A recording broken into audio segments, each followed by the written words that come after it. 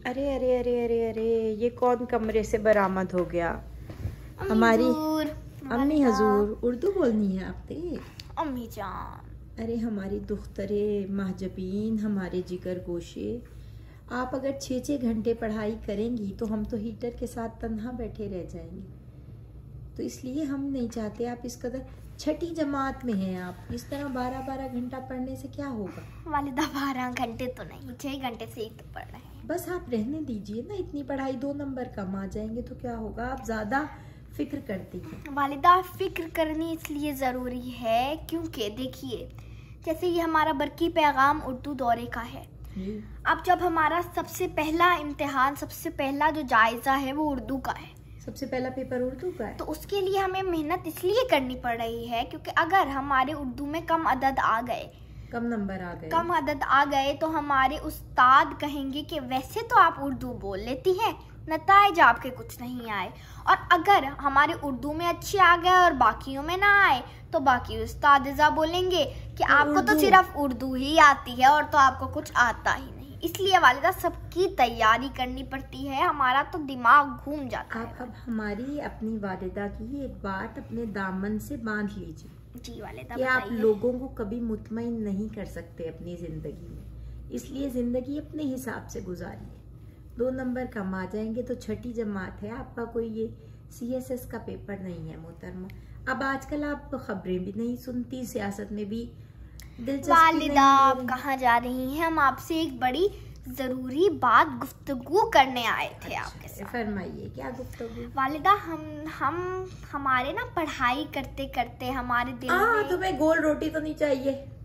नहीं वालिदा, हम पढ़ाई करते करते हमारे दिल में एक उबाल सा उठा, उबाल ही उठ गया। हमने कहा कि चलो भाई वालिदा के पास चलते हैं और एक फरमाइश कर डालते हैं। वो क्या फरमाइश है? वालिदा आपकी जो 7 किताबें शायरी की हैं वालिदा, हम वीडियो बना रहे हैं वालिदा, सबको पता चल जाने दें आप कि मेरी वालिदा की 7 शायरी की किताबें हैं। अच्छा, शायरा है मेरी वालिदा जी। तो फिर तो वालिदा हम बस इतनी सी बात कहना चाह रहे थे आपसे कि आप जब भी हम आपसे अर्ज करते हैं कि वालिदा मोहतरमा व अजीजा आप हमें कोई शायरी सुनाएं, तो आप कहती हैं कि आपको तो समझ ही नहीं आएगी। हमें ऐसा महसूस होता है कि वो बड़ों वाले अशार हैं, वो आपकी समझ में शायद ना आए, इसलिए हम नहीं सुनाते। लेकिन वालिदा आज हमने ये ठान ली है, अपने आप से कसम खा ली है कि आज हम आपसे सुन के ही रहेंगे इस किताब से। कौन सी सुनेंगी, क्या सुनेंगी? मैं आपको वालिदा निकाल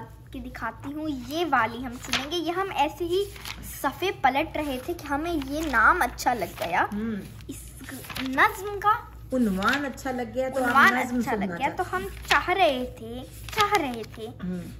कि आप हमें ये सुना दीजिए। कहाँ चला गया वालिदा? आप निकाल लीजिए, इसके आगे। आज आपको वालिदा कैसा याद? आपने मुझे निशानी लगाई हुई थी, हमने सुबह देखा था, हमने कहा शायद हमारी दुख्तरे मोहतरमा अकेले में अब शायरी की हमारी किताबें पढ़ती हैं, तो हम देख रहे थे कि आपने, जब भी वालिदा हम आपसे कहते हैं कि वालिदा आप हमें कोई शायरी सुना दें, हमें आपकी शायरियाँ पसंद हैं, हम जैसे कभी चुपके चुपके से आपकी शायरी पढ़ लेते हैं, तो आप कहती हैं कि आपको तो समझ ही नहीं आएगी। आप बड़ी हो गई हैं, अब आपको उर्दू भी समझ आने लगी है, पहले हमें ऐसे लगता था कि जैसे आप, अरे तो हमने निशानी लगाई थी, मिली नहीं आपको? ये रहा 120 सफ़ा नंबर वालिदा, ये देखिए जी। अब आप भी सुनिएगा मेरे साथ मेरी वालिदा की शायरी। वालिदा आपने अंदाज़े बयां के साथ सुनानी है। हमें अच्छा नहीं लगता अपनी शायरी सुनाना। वालिदा मेरे लिए, हमारे लिए तो वालिदा कर सकती हैं आप।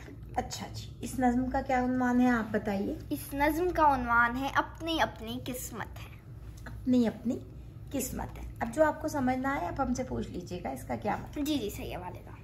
अपनी अपनी किस्मत है। वालिदा अंदाज़े बयां के साथ ऊंचा बोलिए जरा सा, ताकि हमारे सामाईन को भी आवाज जाए। अपनी अपनी किस्मत है। जी वालिदा। अपनी अपनी किस्मत है, क्या मुकाबला करना, अपनी अपनी किस्मत है। राह में पड़ा है जो वो भी एक पत्थर है। अच्छा। समझ आ रही है ना? जी जी वालिदा। राह में पड़ा है जो वो भी एक पत्थर है। जी वालिदा। ठोकरें जो खाता है पाँवों में आता है वो भी एक पत्थर है। वालिदा ये वो क्यों नहीं है, एक जैसे अल्फाज क्यों नहीं है? ये नज्म है, नज्म। जी वालिदा। राह में पड़ा है जो वो भी एक पत्थर है, ठोकरें जो खाता है पाँवों में आता है वो भी एक पत्थर है। जी वालिदा। है अकीक भी पत्थर। वालिदा अकीक क्या होता है? अकीक एक कीमती पत्थर होता है, लोग अपनी अंगूठी में पहनते हैं। ओ वालिदा, जो आप भी पहनती जी हैं? बिल्कुल। है अकीक भी पत्थर और संगे अस्वद भी। संगे अस्वद क्या है वालिदा? संगे अस्वद का नहीं आपको पता? काबे में जो पत्थर लगा हुआ है जिसे सब चूमते हैं। अच्छा, उसे चूमे ना तो हज और उम्रा नहीं होता, उसको चूमना जरूरी है। अच्छा सही है। और अकीक इसलिए पहनते हैं कि लोगों का मानना है अकीक हमें मुसीबतों से बचाता है। सही है वालिदा। तो मतलब अभी कीमती पत्थरों की बात हो रही है। अब आप सुने, राह में पड़ा है जो वो भी एक पत्थर है, ठोकरें जो खाता है पाँवों में आता है वो भी एक पत्थर है अकीक भी पत्थर और संगे अस्वद भी। और वो भी पत्थर है जो खुदा बने अक्सर मंदिरों में सजते हैं, पूजते हैं सब जिनको। बुतों की बात हो रही है वालिदा। पूजते हैं सब जिनको, हैं तो सबके सब पत्थर। है तो सबके सब पत्थर। है अकीक भी पत्थर और संगे अस्वद भी। और वो भी पत्थर है जो खुदा बने अक्सर मंदिरों में सजते हैं, पूजते हैं सब जिनको, हैं तो सबके सब पत्थर। राह में पड़ा है जो वो भी एक पत्थर है, ठोकरें जो खाता है पाँवों में आता है वो भी एक पत्थर है अकीक भी पत्थर और संगे अस्वद भी।